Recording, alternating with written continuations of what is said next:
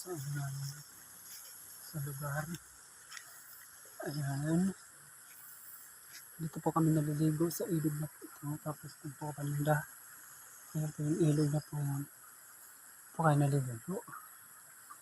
Ayan. Ito yung umaga. Sarap yung tubig dyan pag pag yung umaga kasi malamig, presko. Ayan. Ito po yung pispan ko. Pero pispan ko yan, pero yung isda hindi po sa akin, sa kapatid ko. Sa kapatid ko po yung isda, sa akin lang po yung pispan. Kasi dati may mga tilapia po dyan, marami. Laki, naubos na po kasi ninakaw po, narbis ng iba.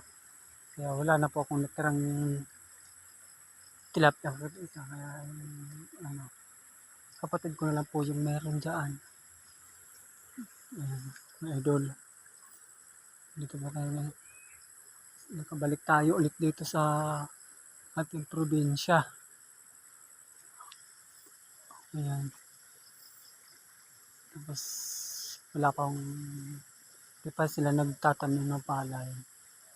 Ako pag may time magtatanim muna tayo ng palay dito sa probinsya. Ayun, yung isa doon, naligo isa. Banda. Doon banda, yung kapatid ko naliligo. Doon banda siya naliligo mga idol. Thank you.